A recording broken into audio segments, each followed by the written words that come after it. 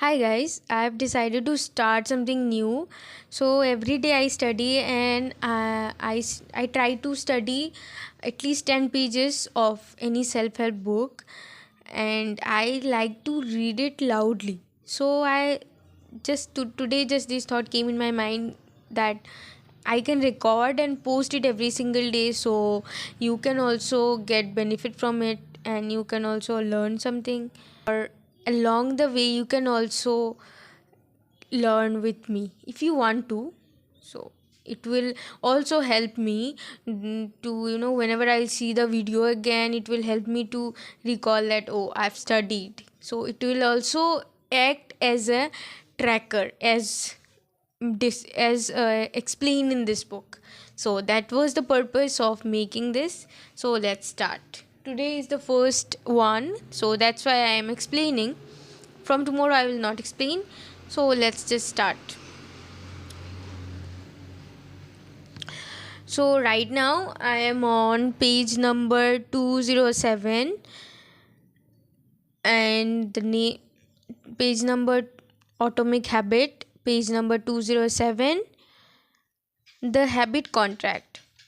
The first seatbelt law was passed in New York on December 1, 1984.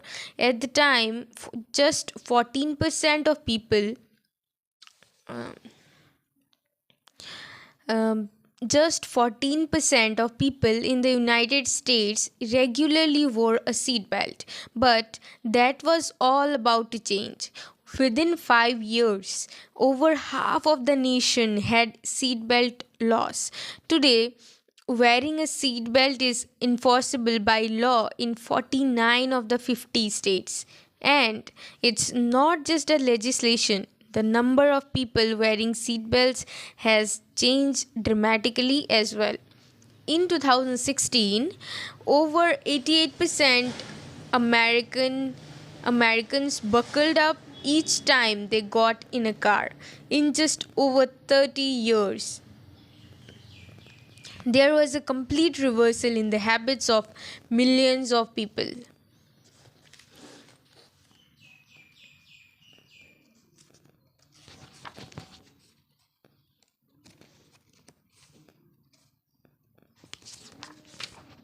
Page number 208. Laws and regulation are example of how government can change our habits by creating a social contract.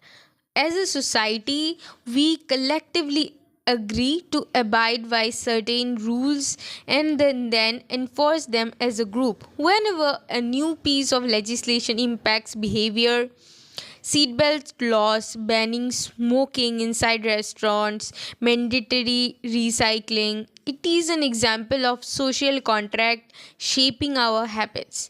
The group agrees to act in a certain way, and if you don't follow along, you will be punished.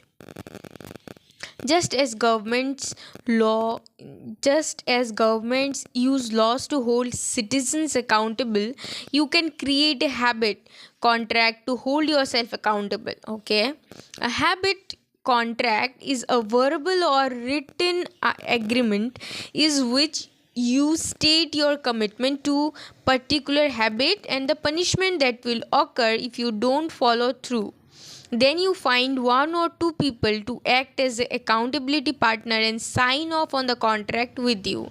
Brian Harris, an entrepreneur from Nashville, Tennessee, was the first person I saw put this strategy into action. Shortly after the birth of his son, Harris realized he wanted to shed a few pounds. He wrote up a habit contract between himself, his wife, and his personal trainer. The first version read: brand #1 objective for Q1 of 2017 is to start eating correctly again, so he feels better, looks better, and is able to hit his long-term goals of 200 pounds at 10% body fat. Below that statement, Harris laid out a roadmap for achieving his ideal outcome. Phase 1, get back to a strict low carb diet in Q1. Phase 2, start a start a strict micronutrient tracking program in Q2. Phase 3, refine and maintain the details of his diet and workout program in Q3. Finally, he wrote out each of the daily habits that would get him to page number 209. He get him to his goals. For example, write down all food that he consumes each day and weigh himself each day. And then he listed the punishment if he failed. If Brian doesn't do these two items, then the following consequences will be enforced. He will have to dress up each workday and each Sunday morning for the rest of the quarter. Dress up is defined as not wearing jeans, t-shirt, hoodies or shorts. He will have to give Joy, his trainer, $200 to use as he sees fit if he misses one day of logging food. At the bottom of the page, Harris, his wife, and his trainer all signed the contract. My initial reaction was that a contract like this seemed overly formal and unnecessary, especially the signatures. But Harris convinced me that signing the contract was an indication of seriousness. Anytime I skip this part, he said, I start slacking almost immediately.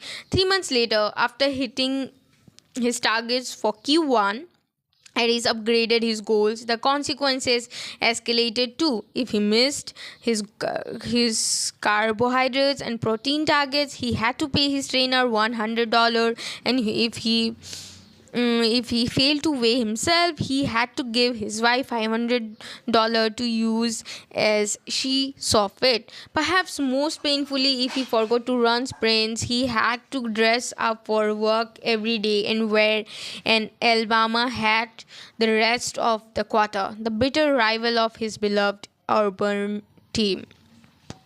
The strategy worked, with his wife and trainer acting an accountability partner and with a habit contract clarifying exactly what to do each day. Harris lost the weight.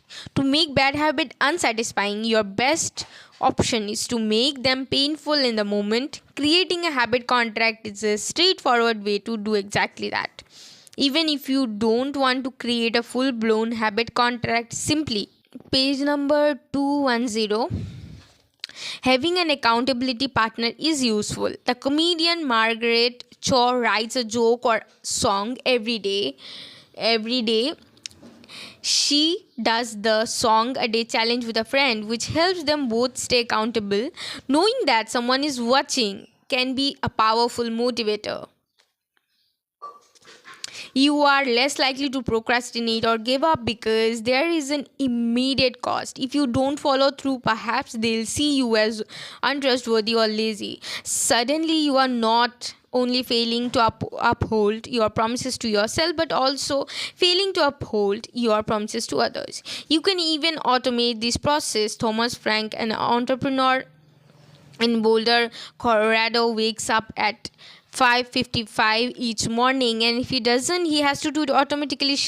He has a tweet automatically scheduled that says it's 6:10 and I'm not up because I'm lazy. Reply to this for $5 via PayPal, assuming my alarm didn't malfunction.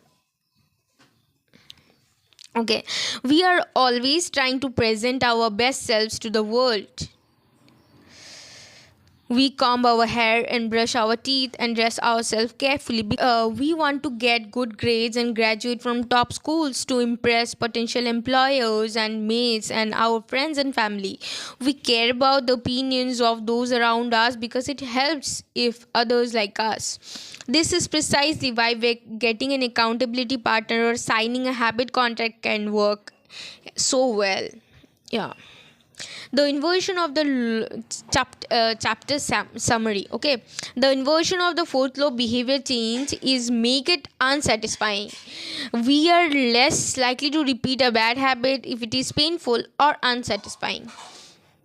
An accountability partner can create an immediate cost to inaction. We care deeply about what others think of us, and we do not want others to have a lesser opinion of us. A habit contract can be used to get a social cost to any behavior.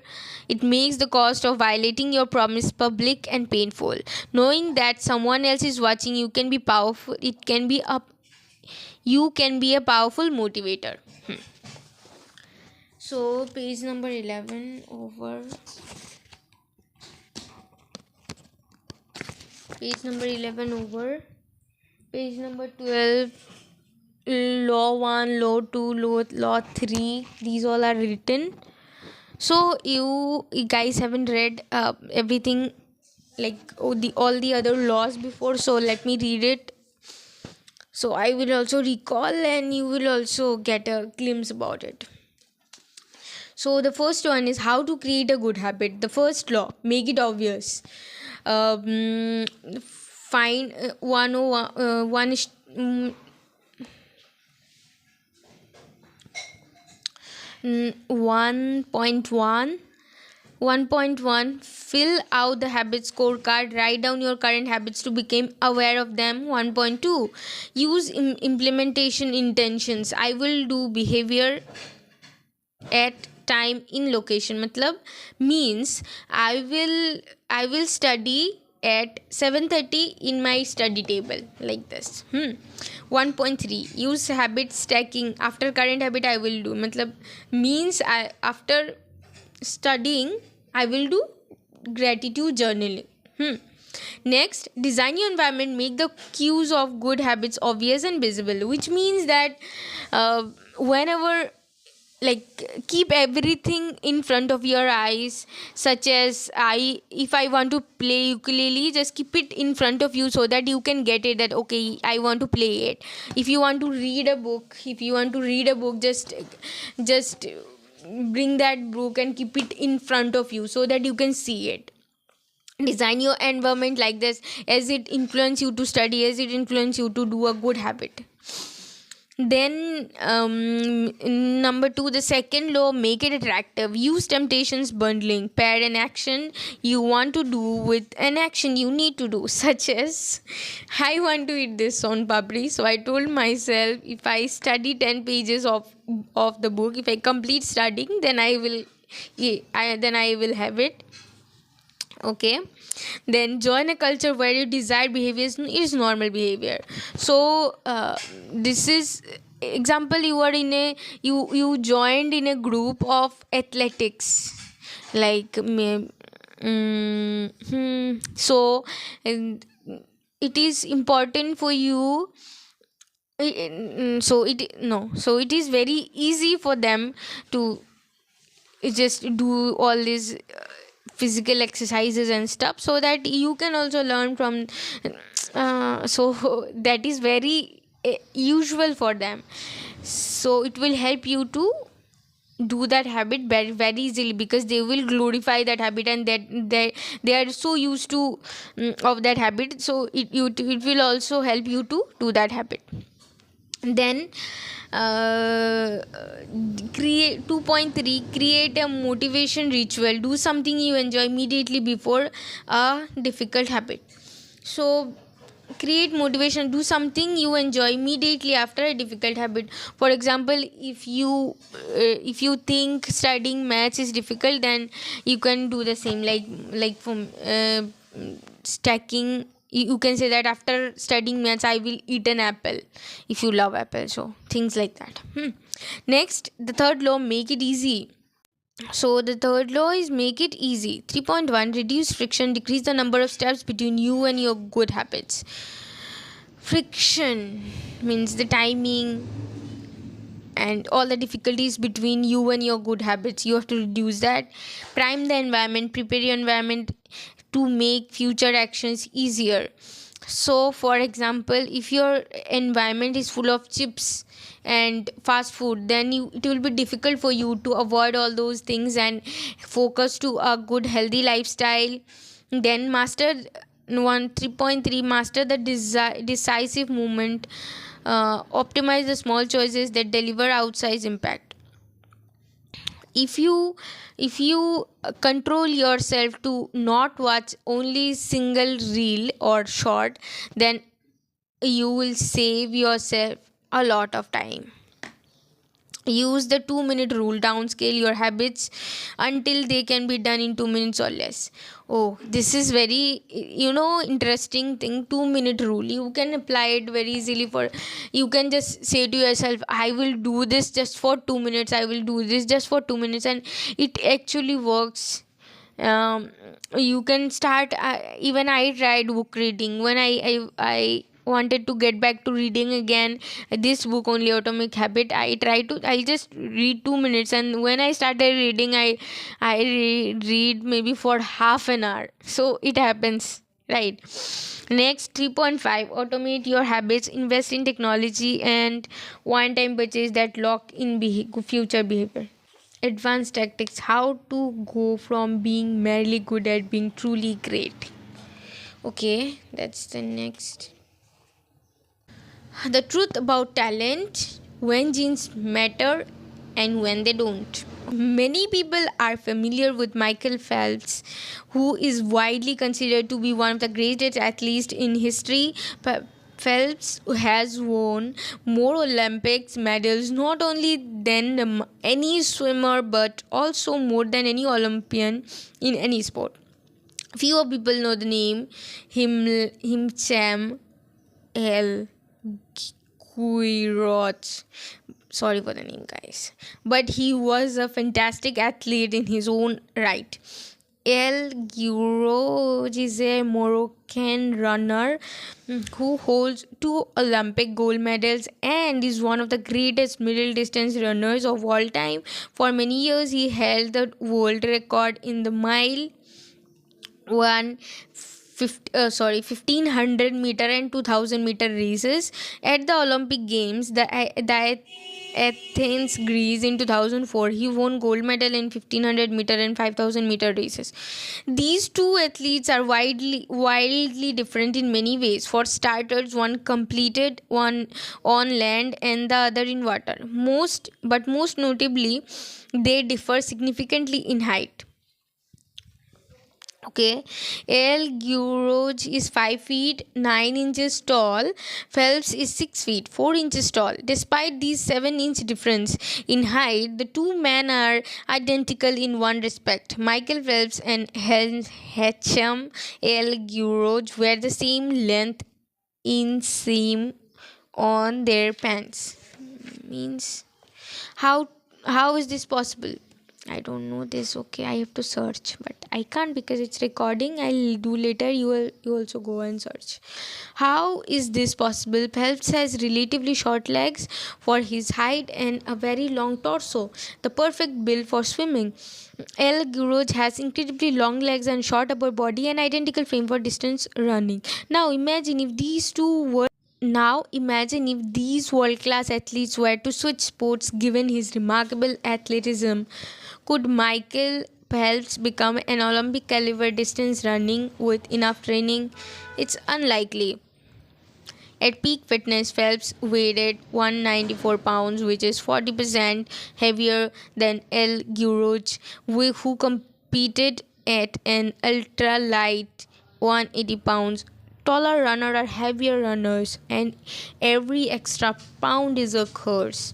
When it comes to distance running against a light competition, Phelps would be doomed from the start. Similarly, El Guroj might be one of the best runners in history, but it's doubtful he would ever qualify for the Olympics as a swimmer. Since 1976, the average height of Olympic gold medalist in the men's 1500 meter run is 5 feet 10 inches. In comparison, the average height of Olympic gold medalists in the men's 100-meter freestyle swim is 6 feet 4 inches. Swimmers tend to be tall and have long backs and arms, which are ideal for pulling through the water. El Guroj would be at a severe disadvantage before he ever touched the pool. The secret to maximizing your odds of success is to choose the right field of competition. This is just as true with habit change as it is with sports and business. Habits are easier to perform and more satisfying to stick with when they align with your natural inclinations and abilities. Like Michael Phelps is the pool of Hicham El Guroj on the track. You want to play a game where the odds are in your favor. Embracing the strategy requires the acceptance of the simple truth that people are born with different abilities. Some people don't like to discuss this fact. On the surface, your genes seem to be fixed, and it's no fun to talk about things you cannot control. Plus, phrases like biological determinism makes it sound like certain individuals are destined for success and others doomed to failure. But this is a short sighted view of the influence of genes on behavior. Oh, we came in page number 219. Okay, forgot to tell you the page number. So it is page number 219, and this is the last page. Then our 10 pages will be completed.